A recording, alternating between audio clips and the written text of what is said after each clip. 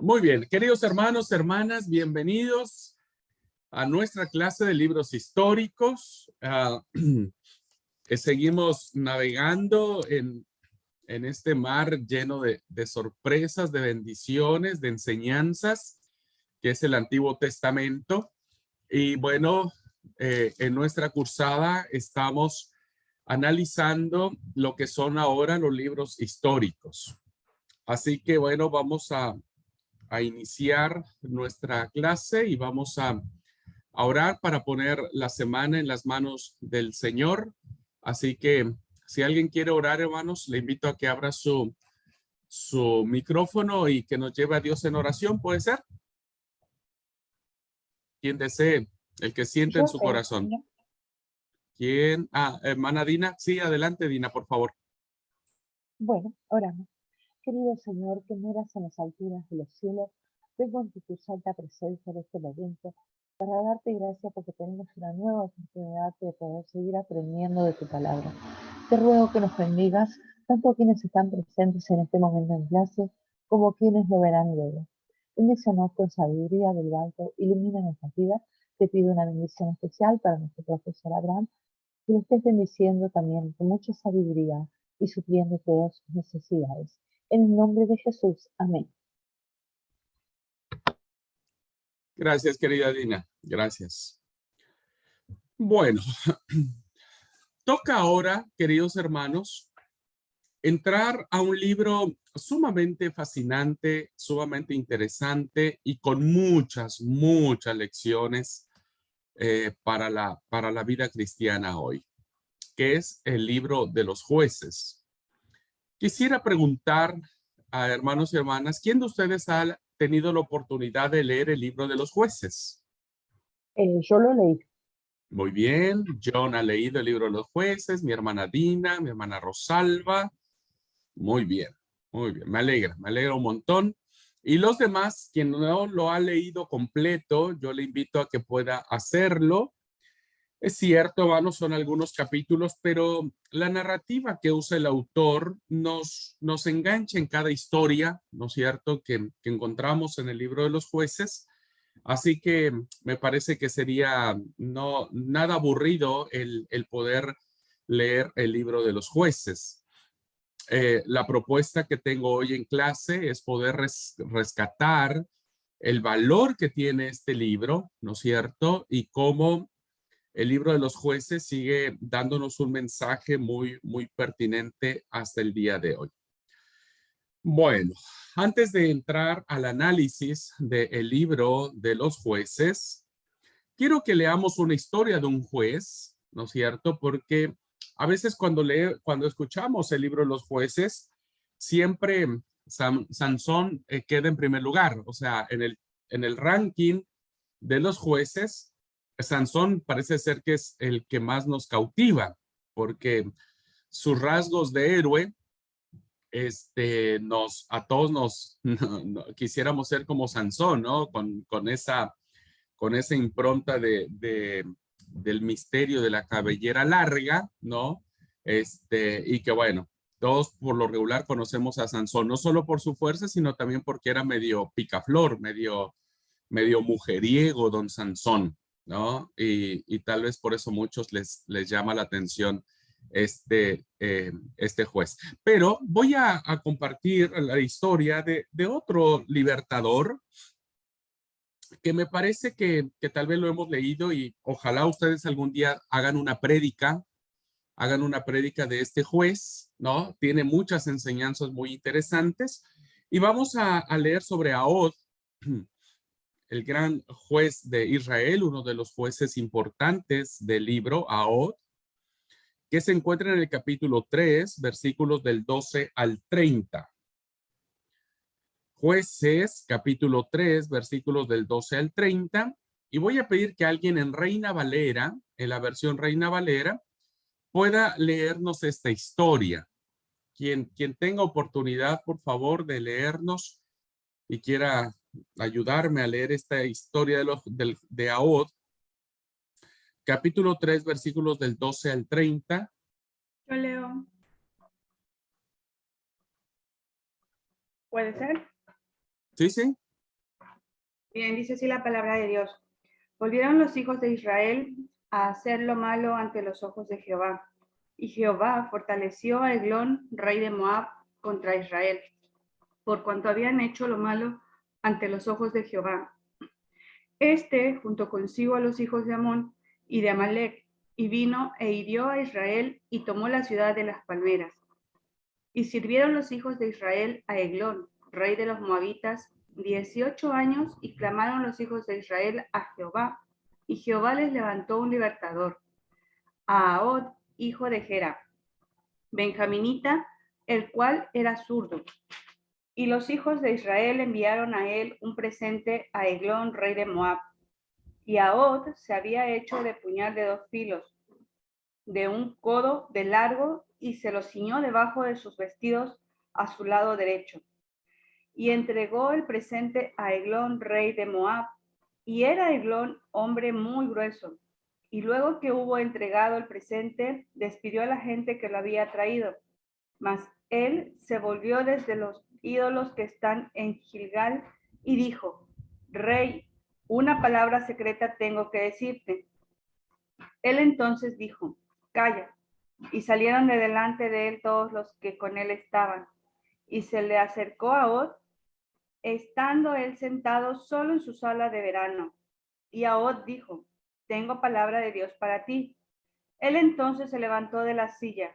Entonces alargó Ahod su mano izquierda y tomó el puñal de su lado derecho y se lo metió por el vientre, de tal manera que la empuñadura entró también tras la hoja, y la gordura cubrió la hoja, porque no sacó el puñal de su vientre, y salió el estiércol. Y salió Ahod al corredor y cerró tras sí las puertas de la sala y las aseguró con cerrojo. Cuando él hubo salido, vinieron los siervos del rey, los cuales, viendo las puertas de la sala cerradas, dijeron: Sin duda, él cubre sus pies en la sala de verano. Y habiendo esperado hasta estar confusos porque él no abría las puertas de la sala, tomaron la llave y abrieron, y he aquí su señor caído en tierra muerto. Mas entre tanto que ellos se detuvieron, Ahod escapó y pasando los ídolos se puso a salvo en Seirat. Y cuando había entrado, tocó el cuerno en el monte de Efraín, y los hijos de Israel descendieron con él del monte, y él iba delante de ellos. Entonces él les dijo: Seguidme, porque Jehová ha entregado a vuestros enemigos los moabitas en vuestras manos. Y descendieron en pos de él y tomaron los vados del Jordán a Moab, y no dejaron pasar a ninguno. Y en aquel tiempo mataron de los moabitas como 10,000 hombres, todos valientes y todos hombres de guerra, no escapó ninguno. Así fue subyugado Moab aquel día bajo la mano de Israel, y reposó la tierra 80 años. Muy bien, gracias. Bueno, es una historia muy interesante, ¿no? Es una historia que, que el redactor sagrado trata de poner en este libro. Y bueno, es una historia con muchos detalles, por cierto, con muchos detalles que nos permiten a nosotros mirar un poquitito cuál es el sentido que tiene este libro al poder reflejar o al poder compartir este tipo de historias de un libertador llamado Ahod, que era zurdo, que es una característica muy interesante, ¿no? Los zurdos por lo regular con los diestros a veces no tienen habilidad. En el caso de Ahod tenía mucha habilidad porque pudo clavarle la espada que llevaba guardada a Eglón. Y bueno, Reina Valera nos presenta ¿cómo se llama? Una narrativa que a veces no se disfruta tanto. ¿Alguien tiene alguna otra versión? Que lea el versículo 21 y 22. Con otra versión. ¿Alguien tiene otra versión? Dios habla hoy, NBI, Yo tengo Jerusalén. NBI tengo yo, 21 y 22. Sí, por favor. Tampoco yo echaré de su presencia, ninguna de las naciones que Josué dejó al morir. Las No, usaré para... Dina, es capítulo 3. Estamos en la historia de Ahot. Perdón. Sí, sí, me equivoqué de capítulo. Ahora extendió la mano izquierda, sacó la espada que llevaba en el muslo derecho y se la clavó al rey en el vientre. La empuñadura se hundió tras la hoja a tal punto que salió por la espalda. Además, Ahot no le sacó la espada, ya que ésta quedó totalmente cubierta por la gordura. Dice entonces, gracias, que en esta versión que fue tal el golpe que le dio a Ahot, ¿no es cierto? Que, que le atravesó la espalda. Reina Valera dice que hasta el estiércol le sacó, ¿no es cierto? Bueno, cuando uno mira este tipo de acciones, hermanos, son propias de una literatura de asesinos seriales, no sé, hay cierta brutalidad y cierta, ¿cómo es? Ciertas conductas por parte de los libertadores medias complicadas, ¿no? Vamos a ver que algunos son muertos a espada, otros porque les arrojan una piedra en el cráneo y les despedazan todos los sesos, les sale todos los sesos, les sale toda la cabeza. Algunos son estaqueados, ¿no? Le atraviesan una estaca por la sien, en fin. El libro de los jueces es un libro que tiene profundas enseñanzas que, como vamos a mirar, trascienden incluso a las barreras del Antiguo Testamento y se colocan en un aparador del Nuevo Testamento que la verdad no tiene ningún desperdicio. Vamos a entrar, voy a compartir la pantalla para empezar a compartir la clase.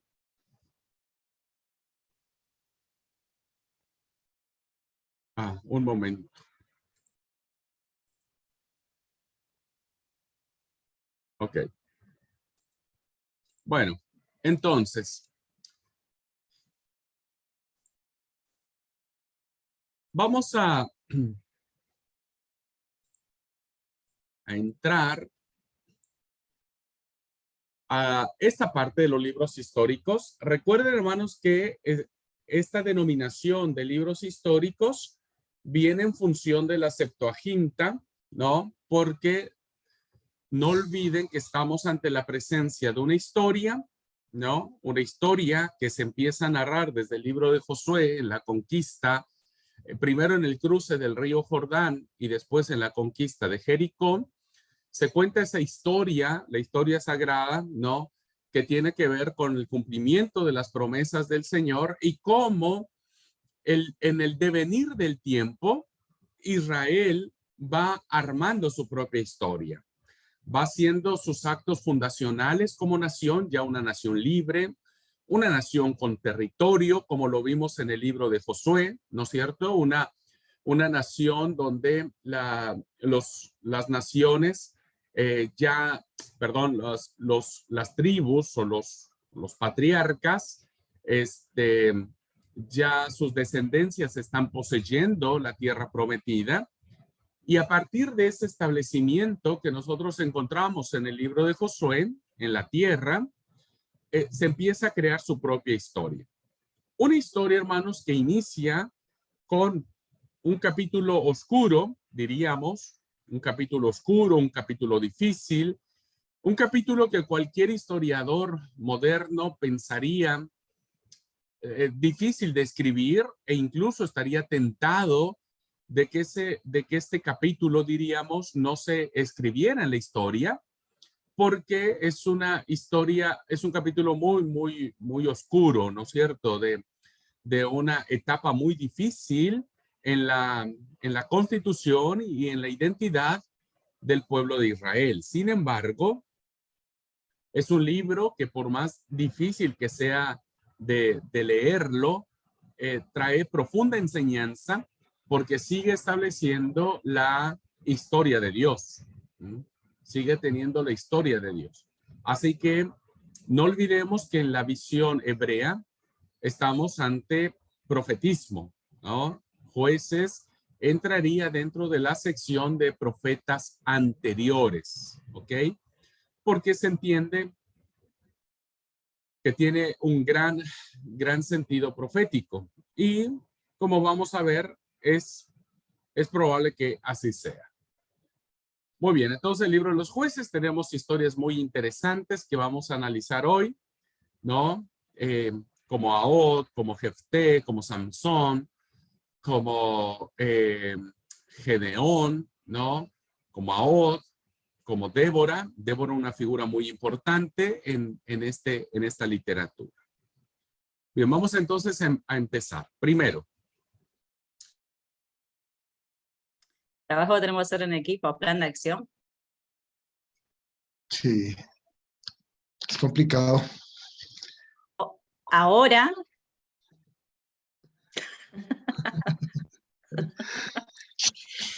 lo que no saben, hermanos, es que todo quedó grabado. Sí, sí.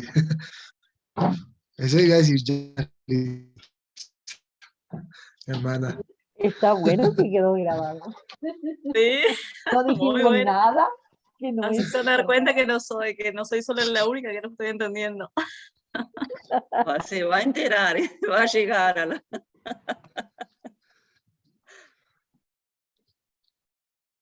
Pero yo le surto de pregunta a la profesora, así que no tengo problema de preguntarle. Tengo el número de ella y le pregunto, y ella es muy amable en contestar. Bueno, al final de la clase voy a hacer un comentario al respecto que tiene que ver con la profesora y también tiene que ver con ustedes como alumnos sobre el tema, ¿no es cierto? Pero, perdón, estoy aquí con la tormenta y se me fue la señal. ¿En qué nos quedamos? Estamos en la presentación. Vamos a ver. Un segundo.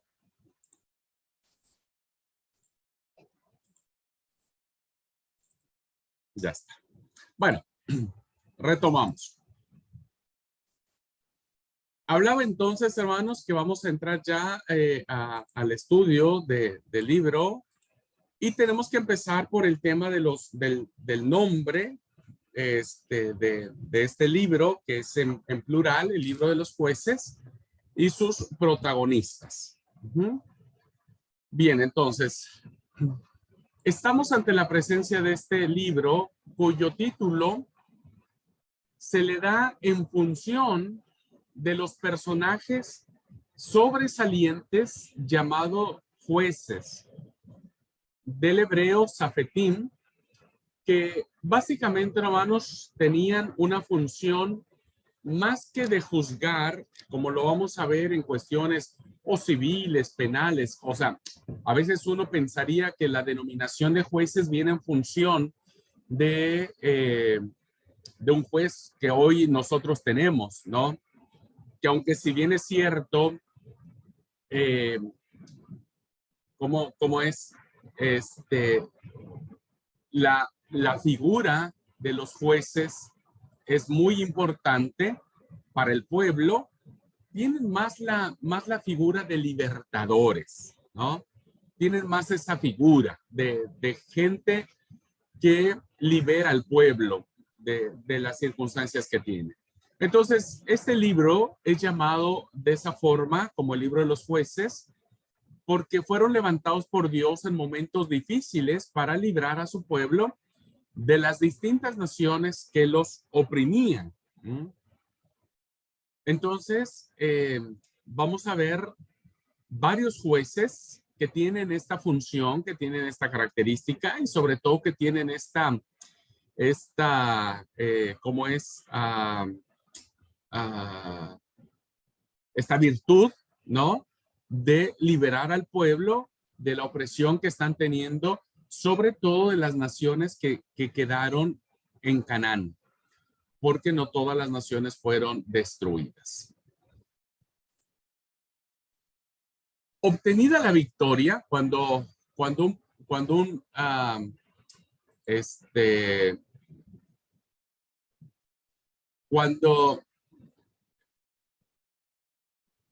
se obtiene la victoria, que este juez, este libertador tenía para con el pueblo, le daba ese prestigio que le permitía gobernar al pueblo, ¿no?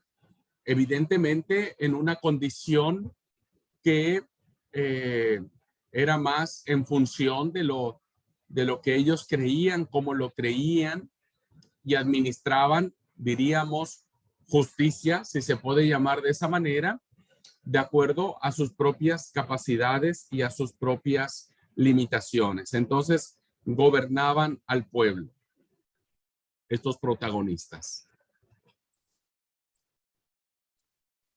Tenían una particularidad, el tema de los jueces, no es que administraran justicia entre particulares, es decir, que resolvieran como un juez un litigio o dirimieran un conflicto, ¿no? Sino más bien eran, insisto, esta especie de guerreros o de luchadores o de, a ver, permítame decirlo en el muy buen sentido, ¿no? De asesinos de los, en el caso de Ahot, ¿no es cierto?, de haber matado a Eglón, el rey de Moab. Tenían más esa función, ¿no? O tenían más esa figura, más que de un juez con una toga o con un mazo o martillo administrando justicia. Los protagonistas que encierran este libro tampoco eran una figura de monarquía. No eran reyes, aun cuando estaban gobernando o estaban cuidando o protegiendo, qué sé yo, a las diferentes tribus, no tenían el carácter de reyes, porque la monarquía todavía no se instituía, ¿no? Tan es así que sus puestos de gobernadores, diríamos, o de jueces o de libertadores, no eran hereditarios. Es decir, que esa función no la heredaban sus hijos, sino que depende la circunstancia, depende el momento, depende lo que estaban viviendo, ¿no? Pues era en esas circunstancias que Dios levantaba a un distinto libertador, a un distinto juez. Por lo tanto, no tenían el carácter de reyes.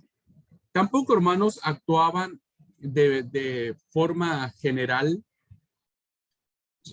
sobre todas las 12 tribus. A veces uno pensaría que cuando uno ve el actuar de los jueces, uno pensaría que lo está haciendo en función de todas las 12 tribus que están asentadas en la tierra de Canaán, pero no es así. El actuar de los jueces, por regla general, estaba limitado solamente a una tribu y en casos excepcionales a un grupo de tribus sí, tribus, ¿no? Estamos hablando de las 12 tribus de Israel. En casos excepcionales, la función, la liberación, el actuar de tal o cual juez iba en función de ese par de tribus, pero no sucedía en todos los casos, ¿no? Como casos excepcionales tenemos cuando estos jueces actuaban en función de una tribu de más, diríamos.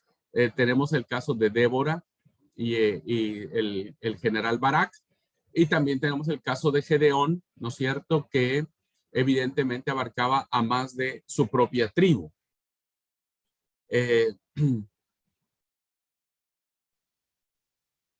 Así que cada juez va a ejercer su dominio en función de su propio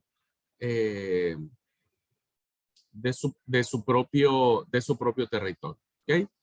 Entonces, repasando respecto de esto, el libro tiene su título en función de estos personajes, ¿no? que no solo fueron hombres, sino también mujeres, como lo vamos a ver, que Dios utilizó para liberar a su pueblo. Ellos durante muchos años mantenían una figura entre su tribu de honor que les daba cierta autoridad sobre su tribu y evidentemente su palabra era palabra de ley. No tenían carácter de jueces como tal, ¿no? Que tenían una corte judicial. Tampoco tenían una monarquía, no eran reyes porque la monarquía aún no se estaba instalando. Estamos en la etapa en donde el pueblo está tomando su identidad una vez que ha conquistado la tierra prometida. Y son jueces que sus actuares son locales. El actuar de estos personajes en la gran mayoría de los relatos va a ser siempre en función de sus propias, de sus propias tribus.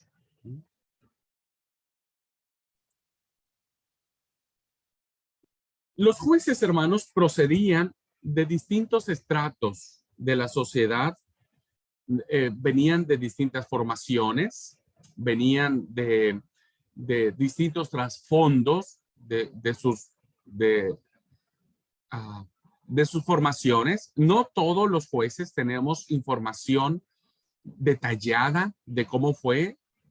El que tenemos mucho más información, diríamos, de su nacimiento, de su formación, de cómo fue Sansón. Es el único juez que se le dedican muchos capítulos a su historia, ¿no?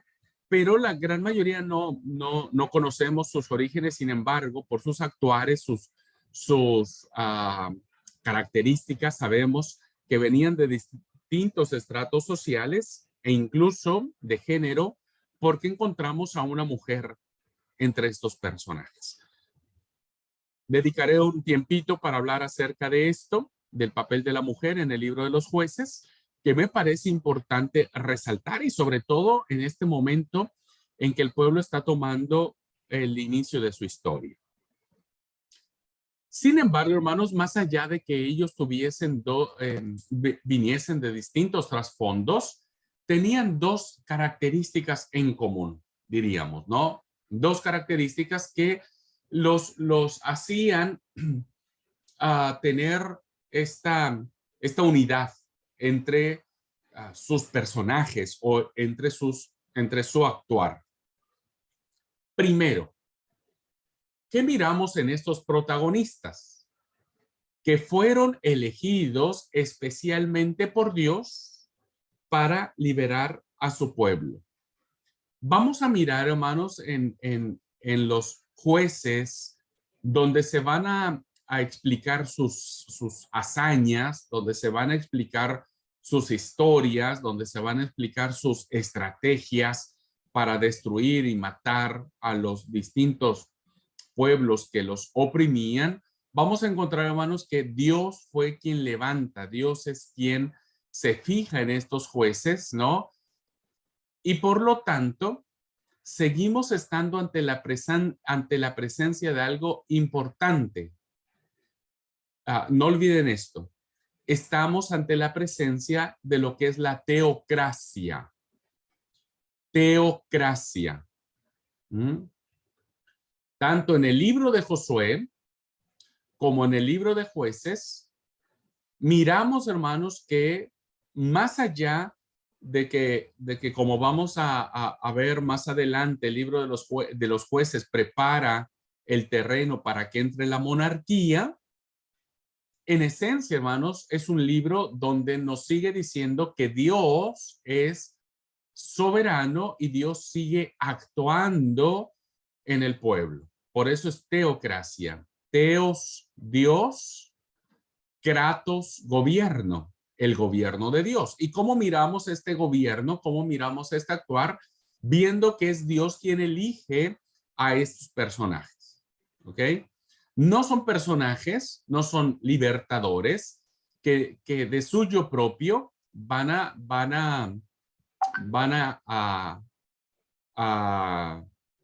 trabajar, que de suyo propio van a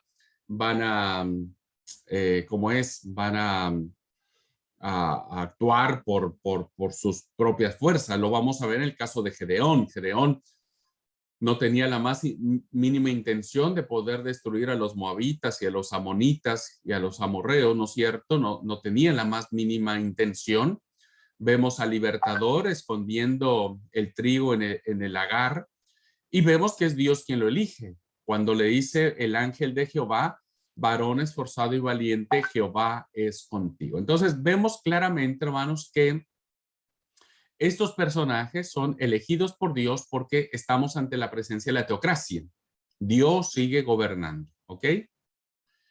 Y el segundo rasgo en común que tienen estos hombres, hermanos, es que en su actuar son investidos por el Espíritu, son poseídos por el Espíritu para llevar a cabo su misión.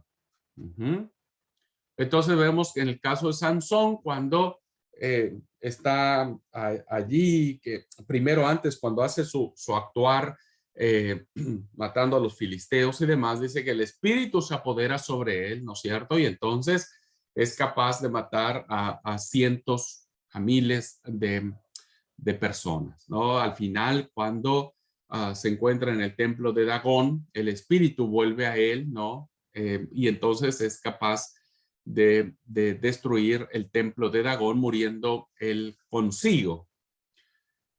Estos dos rasgos, hermanos, de elección de Dios y de la posesión del Espíritu, nos sigue diciendo en el libro de los jueces que Dios es el Señor de la historia. Que la liberación que Dios ha hecho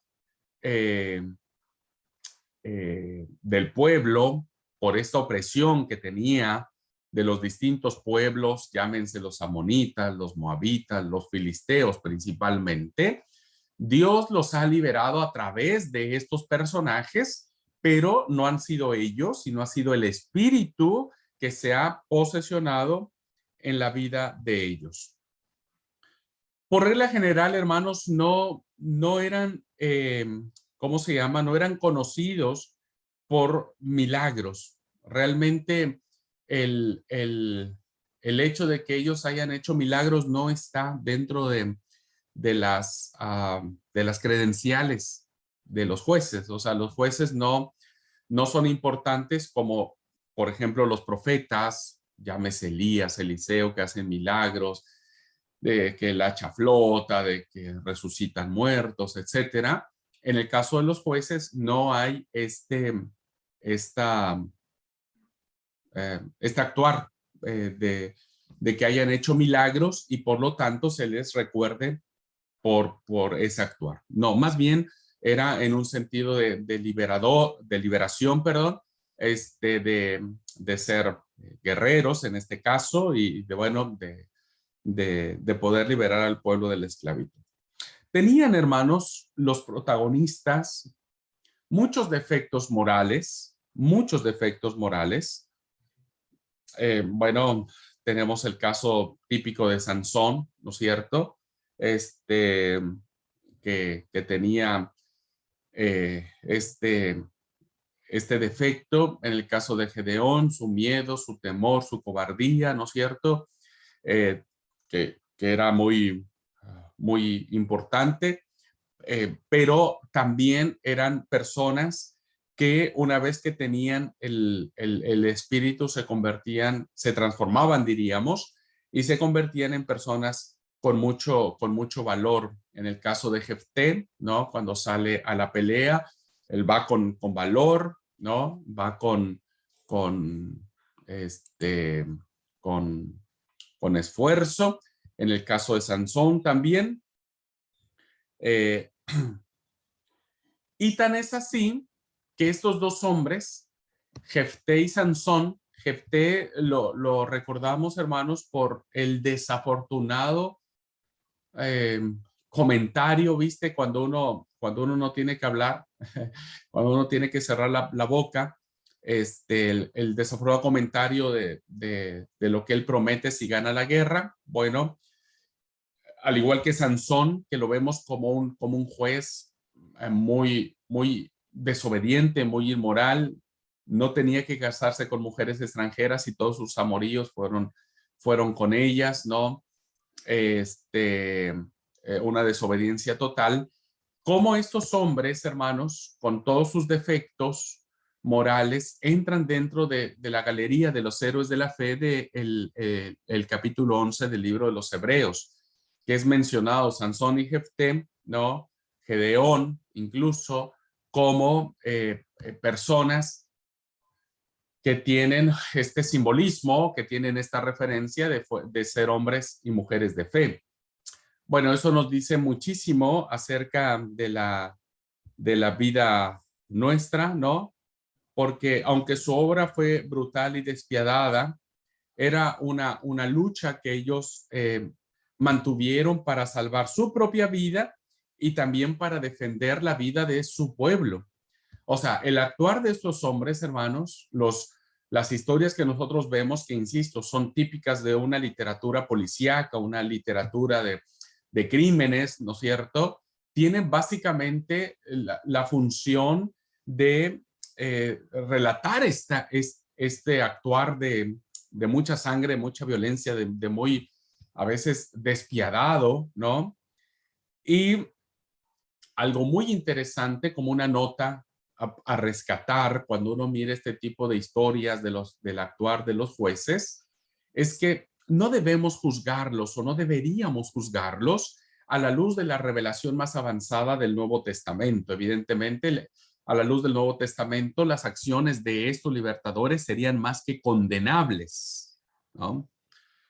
Jesús mismo lo dijo: no devolváis maldición por maldición. Si alguien te da una bofetada en la mejilla derecha, devolverle, ponerle el otro lado de la cara, ¿no?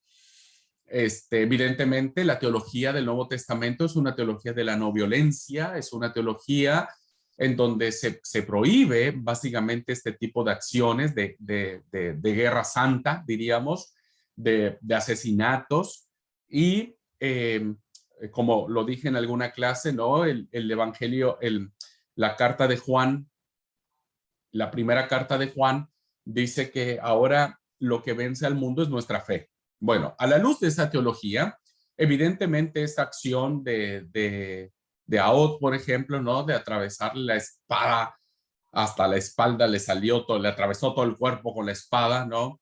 Le destrozó todas las entrañas, todo le perforó a Eglón, que por cierto era re gordo, imagínense, era re gordo, y así fue la acción. O sea, la mano se le fue con toda la empuñadura, metió hasta las entrañas su espada. Bueno, no tendríamos que juzgarlos, hermanos, no deberíamos nosotros. Por eso es que mucha gente no le gusta el Antiguo Testamento, porque ve en estas acciones mucha, mucha violencia. No entienden por qué estos hombres actúan de esta manera, ¿no es cierto?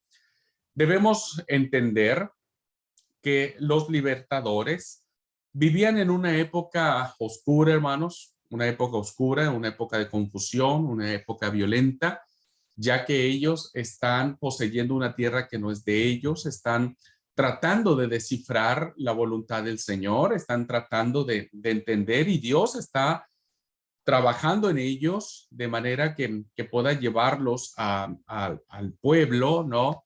Y a estos hombres a un claro entendimiento de una moral que va a ir evolucionando, ¿ok? Nosotros miraremos que estas acciones de los libertadores fueron acciones o fueron decisiones o fueron actuares muy primitivos, muy salvajes, pero que pronto quedaron en desuso. ¿Ok? No fue una constante, no fue una regla que acompañara a Israel siempre. ¿Ok? Solamente fue colocada en esta época de su historia, evidentemente por estas características que estaban teniendo. ¿Ok? Entonces, debemos ubicarnos en este contexto para poder entender el actuar de los jueces, no escandalizarnos por ellos, sino entender que era la forma que ellos tenían para afianzarse, ¿ok? Por lo tanto, deben ser vistos o leída la historia en ese contexto.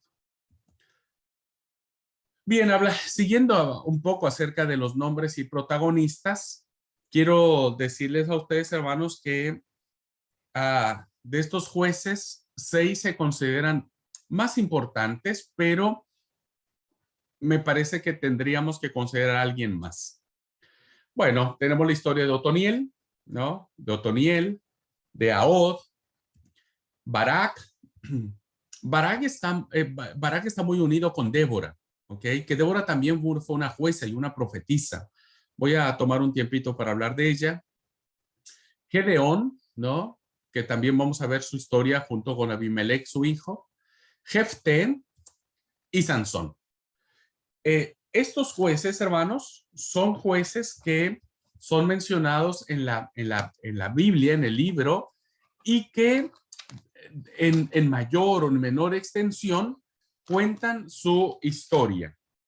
Pero hay jueces en donde no sabemos mucho de ellos, no hay mayor alusión. Seguramente hicieron algo, pero no se encontró nada. Mire, tenemos, por ejemplo,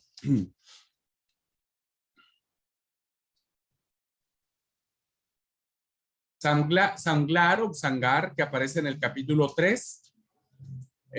Solamente tenemos un versículo de él y dice que él mató a 600 hombres de los filisteos con una aguijada de bueyes y él también salvó a Israel.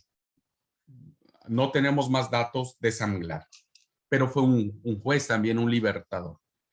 En el capítulo 10 tenemos también a otros jueces, Tolá y Jair, que tampoco sabemos mucho de ellos, porque en el capítulo 10 dice, después de Abimelech se levantó para liberar a Israel, Tolá, hijo de Fua, hijo de Dodo, varón de Isaacar, el cual habitaba en Samir, en el monte Efraín, y juzgó a Israel 23 años y murió y fue sepultado en Samir. ¿Qué hizo Tolá? Pues no sabemos, no tenemos ni idea de qué hizo Tolá, solamente sabemos que juzgó a Israel 23 años, o sea, tuvo que haber hecho algo para poder reinar muchos años.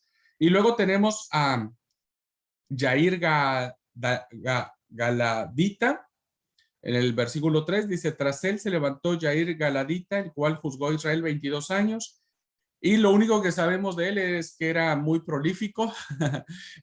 Sabemos que este juez casi quería llenar la tierra él solito, poblarla, porque dice, tuvo 30 hijos que cabalgaban sobre 30 asnos, tenía 30 ciudades, que se llamaban las ciudades de Jair hasta el día de hoy, los cuales están en la tierra de Galad, y murió Jair y fue sepultado en Camón. Son los únicos datos que nosotros tenemos de estos jueces, pero que también entendemos que hicieron algo durante este periodo. En el capítulo 12 tenemos 3 jueces más que solo a estos jueces, hermanos, la historia les ha dado un poquitito, sacamos a Sanglar de allí, porque bueno, al menos sabemos que hizo Sanglar, hizo un acto de liberación, matando a 600 hombres con la aguijada de un buey, pero los que estamos leyendo en el caso de Tolá, de Jair, y ahora de Ibsam, Elón y Abdón, se le llaman jueces menores. Algunos eruditos los llaman así, como jueces menores, porque aunque fueron jueces, aunque aparecen en el texto sagrado, el escritor no les dio la importancia, no es porque no hayan sido buenos o malos o porque no hayan hecho algo, simplemente porque no fue intención del autor. Y entonces tenemos en el caso de Ibsam, capítulo 12, versículo 8, dice, después de él juzgó a Israel Ibsán de Belén, el cual tuvo 30 hijos, 30 hijas, también muy prolífico, las cuales casó fuera y tomó de fuera 30 hijos para sus hijos y juzgó a Israel 7 años. Murió Ibsán, fue sepultado en Belén, después de él juzgó a Israel Elón, Zabulonita, el cual juzgó a Israel 10 años. Murió Elón, Zabulonita, y fue sepultado en Ajalón, en la tierra de Zabulón. Después de él juzgó a Israel Abdón, hijo de Giliel, Piratonita, el cual tuvo 40 hijos, 30 nietos que cabalgaban sobre 70 asnos y juzgó a Israel 8 años. Y murió Abdón, hijo de Eliel, Piratonita y fue sepultado en Piratón, en la tierra de Efraín, en el monte de Amalek. Bueno, solamente para mencionar a ustedes, hermanos, que el libro de los jueces, si bien es cierto, menciona a estos hombres, debe ser una clase de debe ser una clave de interpretación, el sentido de decir por qué a estos jueces, ¿no?, el autor sagrado no les concede mayor importancia.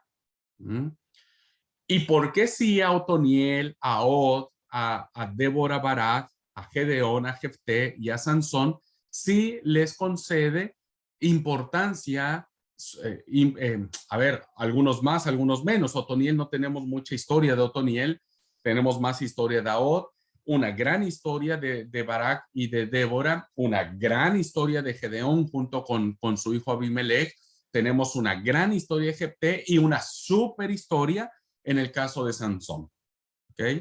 Entonces, habría que tomarlo como una clave de interpretación en el sentido, ¿por qué sí estos jueces y por qué sí estas historias corresponden a el interés de la historia o de la literatura sagrada?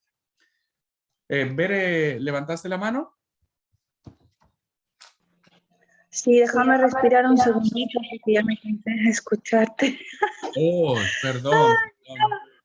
No, solo repetime, porfa, si podés, las citas y los nombres de los jueces que no son, de los que no se habla tanto, después de Samlah, que no tengo la cita de dónde aparece, y los nombres de esos, creo que fueron 3 o 4. Ok, sí, Por favor, perdón. nada más. Pero con calma. No, sí, voy a hacerlo con calma. Bueno, les decía que muchos autores le dan a estos que aparecen en su pantalla jueces mayores, y los jueces menores son aquellos que solamente son nombrados y que no nos dan algunas características, pero no más que eso. Tenemos en el caso de jueces menores los que aparecen en el capítulo 10, versículos del 1 al 5. Ahí tenemos dos. Uno se llama Tolá y el otro Jair. Y después tenemos en el capítulo 12, versículos del 8 al 15, o 12 del 8 al 15, tenemos 3 jueces menores que les llaman Ibzán, Elón y Abdón.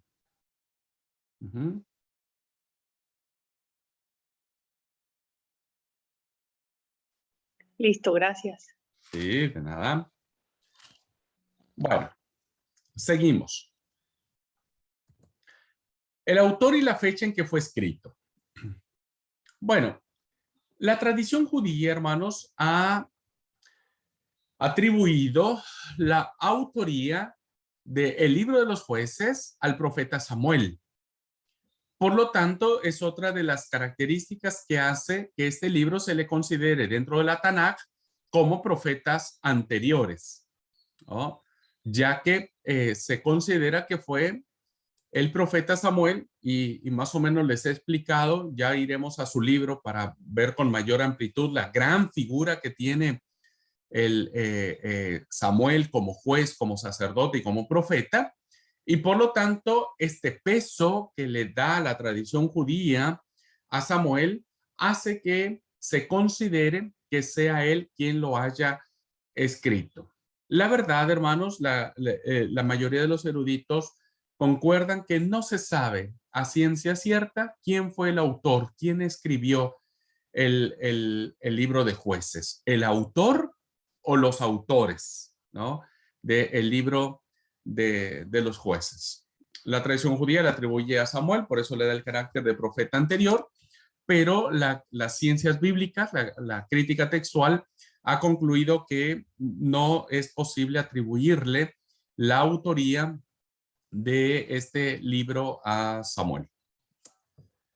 Lo que sí sabemos, hermanos, por la misma evidencia interna que hay en el libro, que este fue escrito después de la coronación de Saúl como rey, toda vez, hermanos, que se encuentra 4 veces en este libro, muy interesante, y ahora voy a explicar por qué esta expresión. En aquellos días no había rey en Israel. Evidentemente, esta expresión nos sitúa al momento donde ya hay monarquía, ¿no? Entonces, esta expresión da a entender que el escritor o los escritores que recogieron estas historias los comparan ese tiempo de la monarquía con aquellos días donde no había rey en Israel, donde la monarquía no se había instalado. Entonces, muchos hermanos eruditos concuerdan que es muy probable que haya sido en la época de la monarquía, cuando Saúl es coronado rey. Incluso hay eruditos de la Biblia que sitúan datan al libro de los jueces en el siglo V, siglo VI.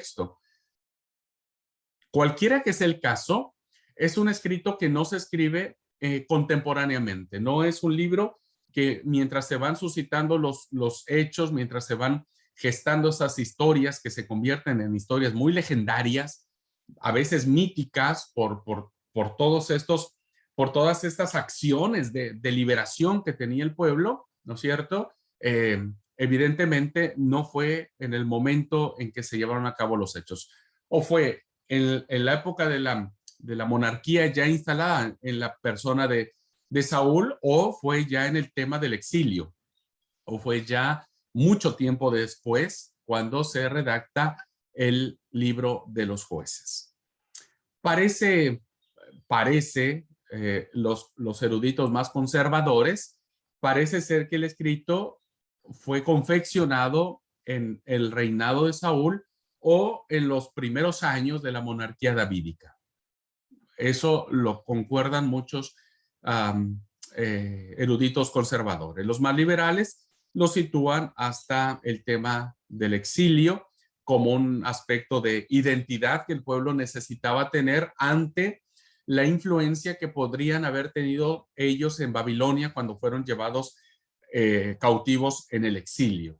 Entonces se necesitaba un escrito que pudiera, afianzar la identidad y sobre todo la función de enseñanza que tiene este libro. Lo que sí sabemos, hermanos, es que es muy probable que el autor o los autores emplearan tanto fuentes escritas como fuentes orales, ¿no? Es muy probable que haya habido durante el paso del tiempo que alguien haya ido escribiendo parte de esas historias, principalmente en el canto de Débora. Se cree que el canto de Débora es un escrito muy antiguo, que se pone en labios de esta gran mujer, ¿no es cierto? Porque es un canto muy bien compuesto, un canto muy bien elaborado, ¿no? Con grandes implicaciones teológicas incluso, que evidentemente pudo haberse traído de generación en generación y se pudo haber ido perfeccionando con el paso del tiempo, y eso hizo que se tuviese el canto de Débora. Las tradiciones orales, como ustedes saben, hasta este momento todavía no tenemos la corte de Jerusalén. Hasta este momento las tradiciones orales son muy valoradas, y con base en esas tradiciones es como el escritor sagrado recoge estas ideas. Muy bien. Ahora,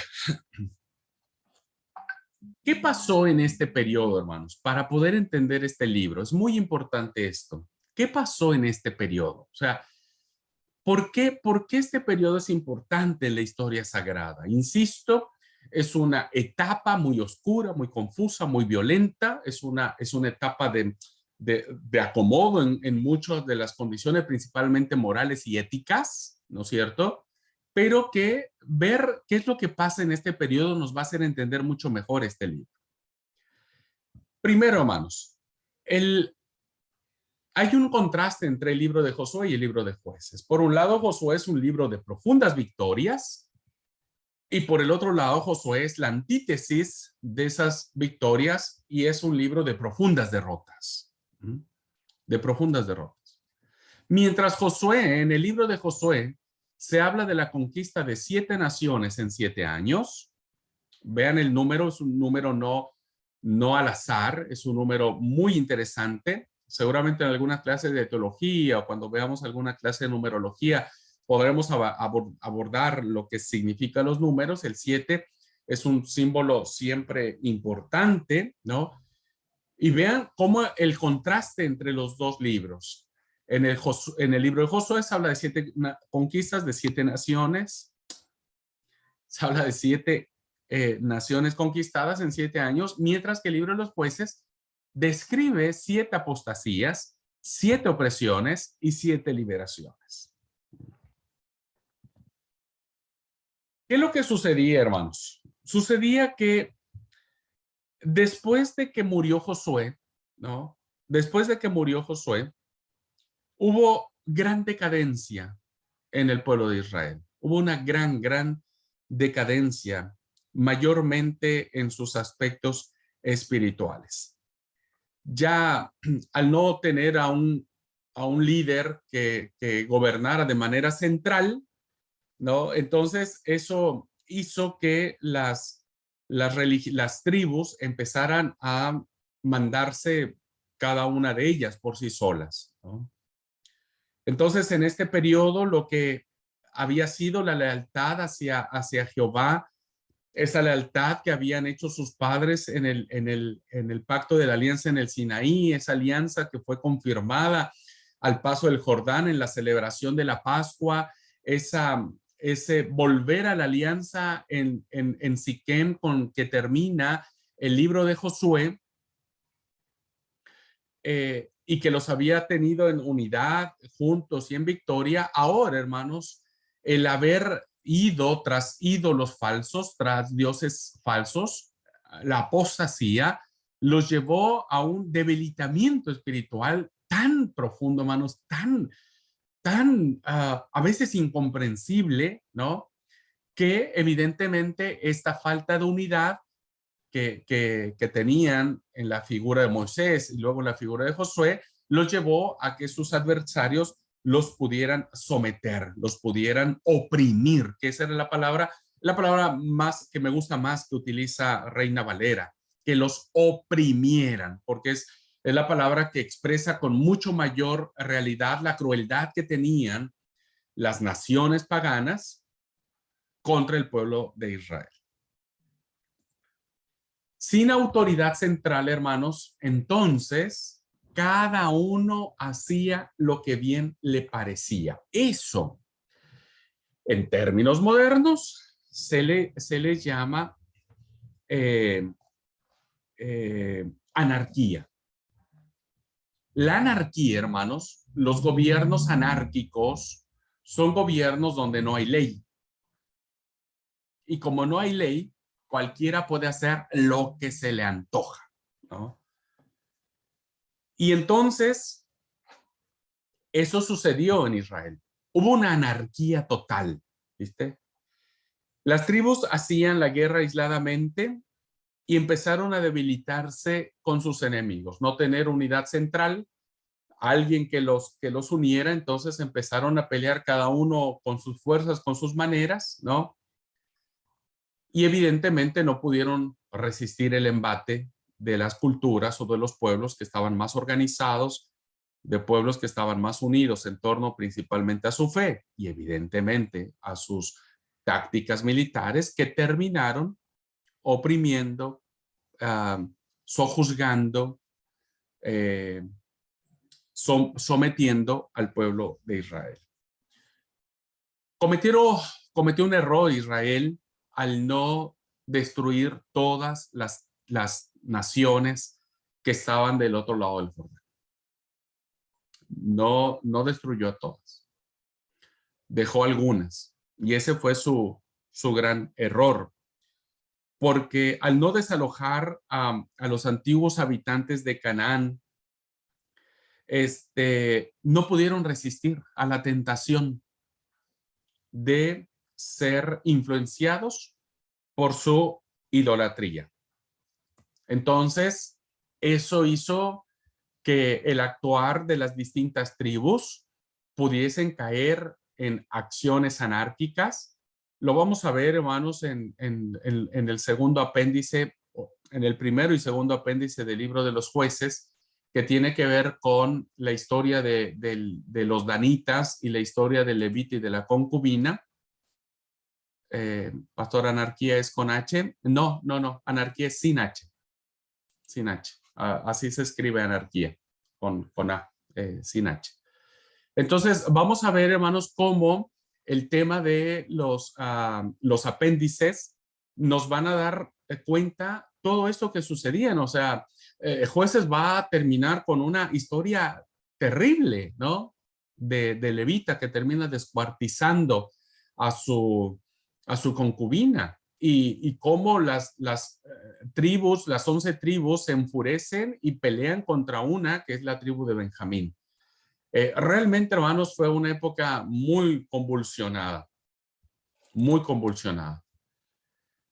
Y lo que pasó es que al verse oprimidos, sometidos, cada uno hacía lo que quería, no había ley en ese momento, no había un rey que les recordara el pacto que habían hecho con su pueblo. Entonces sucedió lo que Dios no quería que sucediera, que empezaron a emparentar con los pobladores cananeos.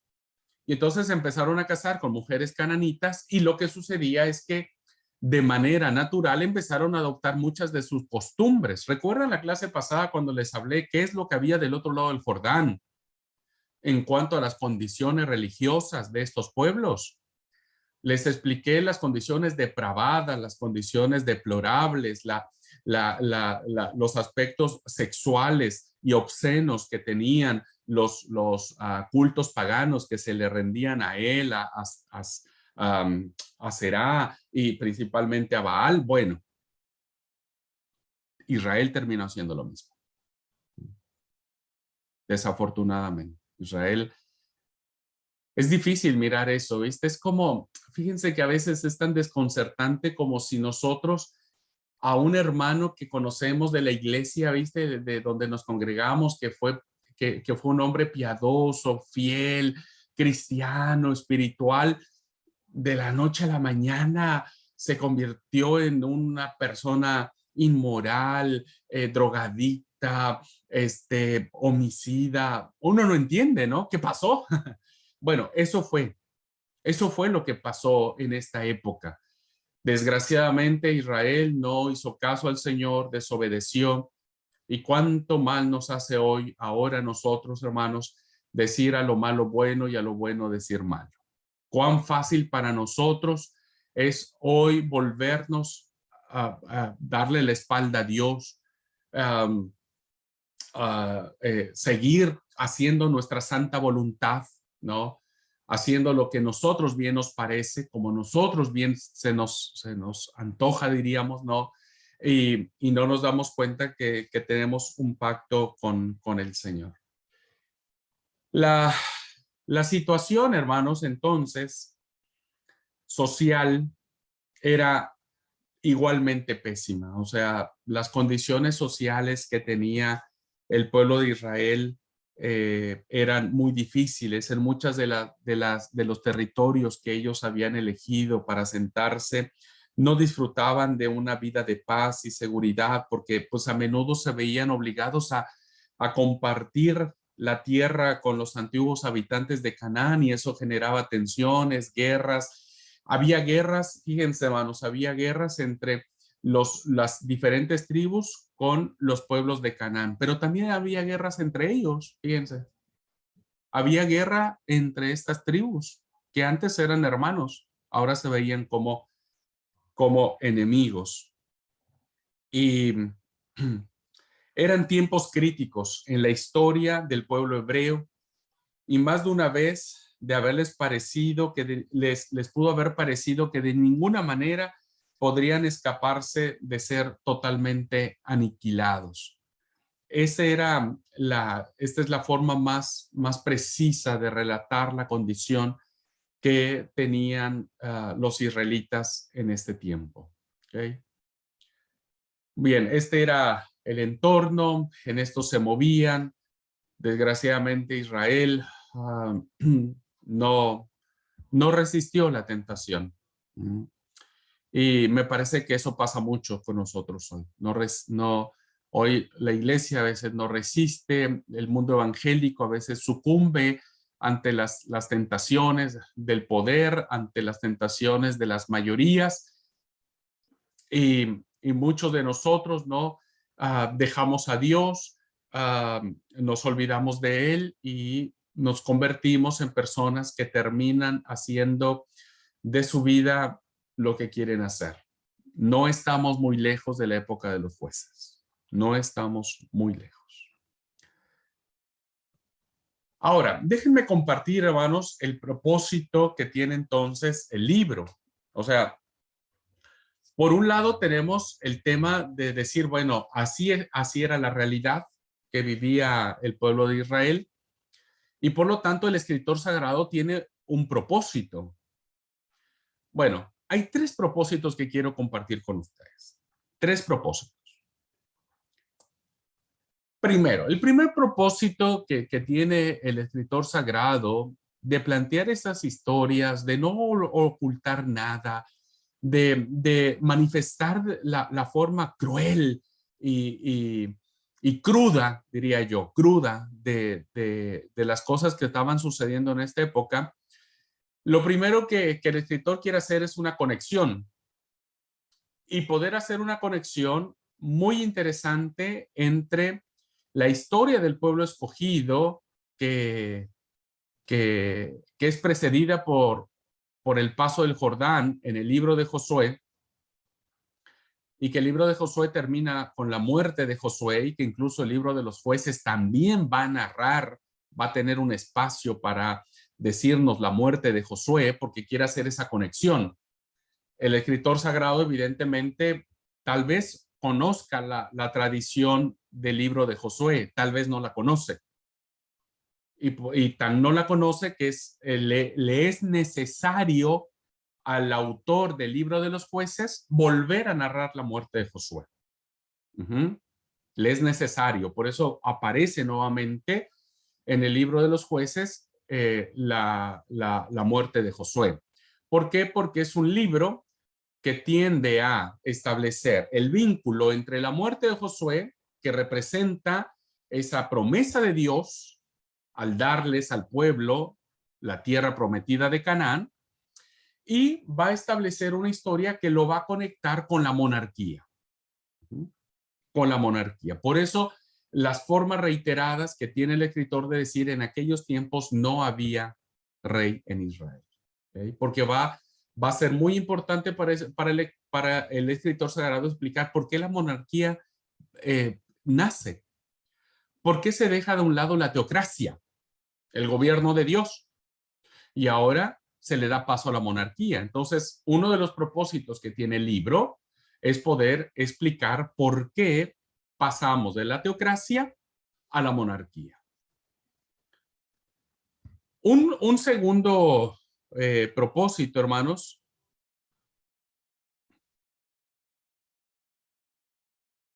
que tenemos acá. Bueno, antes de eso, se me pasó un dato también. Es evidente, hermanos, que el autor no le interesan los aspectos históricos en sí mismos. O sea, si bien es cierto, va a establecer esta historia, no, vuelvo a repetir, el historiador sagrado no es un historiador moderno, ¿ok? No va a escribir todo lo que sucedieron en esos años. Tan es así que ya expliqué que cuando hace mención de los jueces menores, no da mayor importancia a los 23, 25, a los periodos de tiempo que estos jueces tuvieron, ¿ok? Insistirá el autor sagrado en las lecciones espirituales que aparecerán y que evidentemente le serán más útiles las historias de Gedeón, de Barak, de Débora, de Jefté, etc. Y eso será uno de sus propósitos. ¿Ok? Entonces, es por ello que el autor va a elegir las historias que cumplan el propósito que él tiene.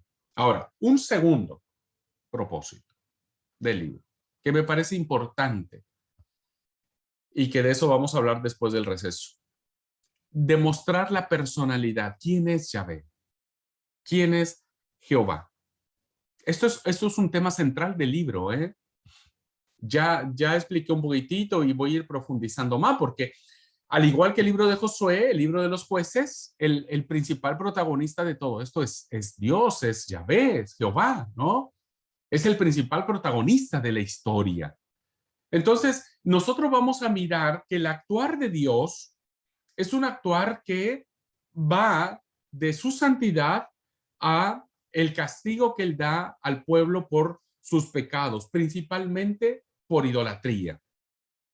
Dios, hermanos, en su santidad no soporta, no tolera que su pueblo ahora tenga que tener relaciones sexuales obscenas, lascivas, para ganar su favor o para ganar el favor de Baal o confiar que el Dios de la fertilidad de la tierra, no, les va a hacer más caso que el Dios verdadero. Lo vamos a ver en las historias de Elías, ¿no? Elías le va a decir al pueblo, bueno, clamen a su Dios, tal vez está durmiendo o está haciendo sus necesidades fisiológicas, ¿no? Entonces, vamos a mirar que el autor sagrado quiere rescatar a Dios, no porque Dios lo necesite, sino porque quiere dejar claro que el carácter de Dios en su santidad es no tolerar la idolatría del pueblo y por lo tanto lo castiga por sus pecados. Pero su castigo, hermanos, como lo miramos en todo el texto sagrado, no es eterno. Su castigo, hermanos, está lleno o está al final del día cargado de misericordia porque finalmente cuando el pueblo se arrepiente, el Señor lo salva. Entonces, es un Dios que muestra su misericordia para 1000 generaciones. Es un texto, hermanos, que hace muy bien, muy buen sentido lo que dice, lo que algún día vimos en clase en el libro del Éxodo, cuando dice que él castiga la maldad de los padres sobre los hijos hasta la tercera y cuarta generación, pero hace misericordia a millares de los que aman y guardan sus mandamientos. Es decir, el castigo solamente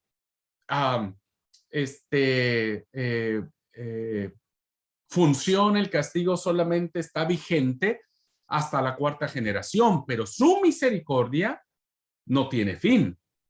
Por lo tanto, el libro enseñará, hermanos, que la opresión que el pueblo tiene es un castigo a su infidelidad, no al actuar de Dios, no al capricho de Dios, no a un actuar incoherente de Dios, sino más bien va a ser en función a su infidelidad.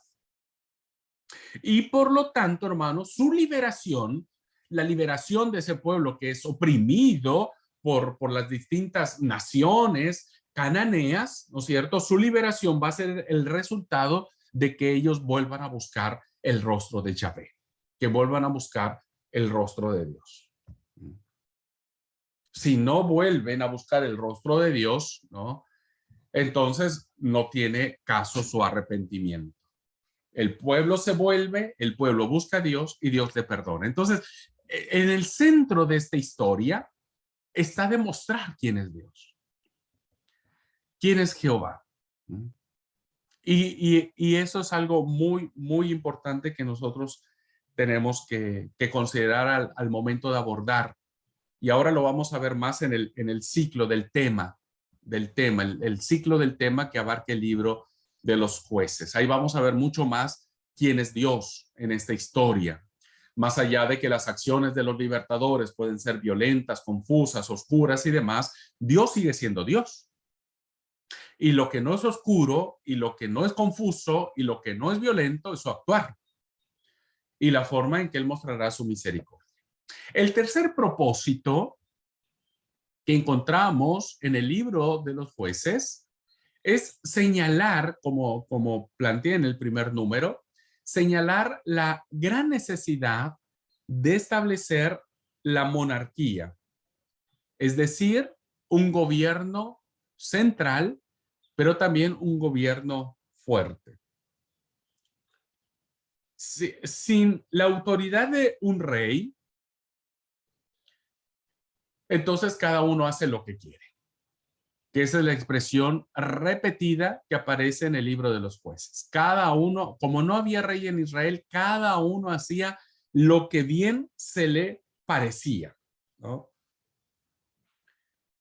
Y entonces había necesidad de buscar a alguien. Y miren, esto lo vamos a ver al final de la clase con los dos apéndices que tiene el libro de los jueces. El templo de los danitas, el tema del templo de Dan, ¿no? Que vamos a ver con Micaías, y el relato con que termina el libro de los jueces con el levita y la violación a su esposa, a su concubina, y cómo él reacciona descuartizando a su mujer y cómo reaccionan las tribus y se hace una guerra civil, porque el apéndice de jueces, hermanos, es la narración de una guerra civil. Y se hace una guerra civil entre las tribus, entre los que eran hermanos se convierten ahora en enemigos y están a punto de destruir una tribu, están a punto de exterminar a una tribu, que era la tribu de Benjamín. Entonces, esos dos apéndices con los que termina el libro de los jueces nos da a nosotros la idea de que el autor sagrado decía, sí o sí necesitamos que alguien nos una, porque si no vamos a terminar destruyéndonos entre nosotros, vamos a terminar matándonos, vamos a terminar perdiendo nuestra identidad de pueblo, ¿no? Entonces, en esos dos apéndices, en esos dos hechos, vemos la anarquía cultural y moral de la época en esa expresión de que no había Israel en Israel. Muchas veces en esta época reinó el caos, haciendo la guerra civil entre las mismas tribus. Por eso, hermanos, la historia de este periodo de tiempo demuestra que era preciso que las tribus tuviesen que unificarse en torno de la monarquía. ¿Ok? Si bien es cierto, no era propósito de Dios, Dios permite la monarquía. ¿Ok? Dios permite la monarquía. Entonces, necesitan ellos estar unidos bajo el comando de un personaje llamado el rey, y que de esta manera el rey les ayudara a unirlos para enfrentar a las naciones invasoras. Si no, iban a terminar muertos. Evidentemente, hermanos, los filisteos fue una nación muy, muy poderosa y archirrecontra enemiga del pueblo de Israel. Y vamos a ver entonces que la monarquía, principalmente con David, Saúl fue bueno, o sea, no fue mal rey, ¿no es cierto? Pero quien más atacó a los filisteos, quien más peleó contra ellos, fue la monarquía davídica. Entonces había una necesidad de establecer una monarquía o alguien que los gobernara, pues si no iban a terminar adorando a cualquier cosa. En el caso de Micaías y el joven levita que aparece en el primer apéndice, ¿no? En el templo de Dan, de Silo, o iban a terminar matándose entre ellos, como sucedió en el caso de levita y de la concubina. Entonces, hermanos, estos tres propósitos, de manera general, vemos que permean el libro de los jueces. Después del receso, vamos a regresar, hermanos, hablando acerca del gran tema que tiene el libro de los jueces en cuanto a su apostasía. ¿Ok? Vamos a mirar cuál es la didáctica de este libro en este círculo vicioso, digo yo, del pecado de los jueces. El pecado de Israel, principalmente, el pecado de Israel. ¿Ok? Bien, hasta aquí alguna pregunta, hermanos, algún comentario, ¿va quedando claro? Si voy muy rápido, párenme.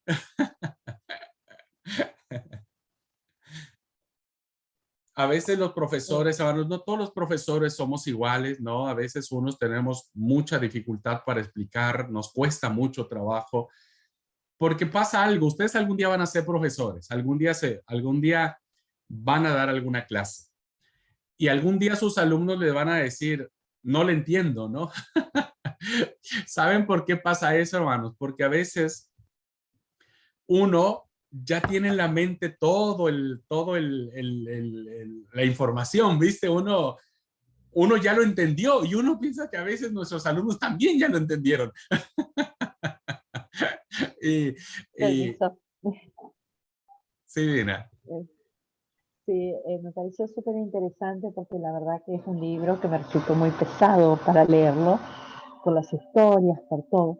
Y ahora con la explicación que usted nos está dando, bueno, uno va comprendiendo mejor. Así que yo lo que quiero resaltar es que para mí fue muy importante leer el libro. Y uno tiene una comprensión mayor y aprovecha mejor la clase.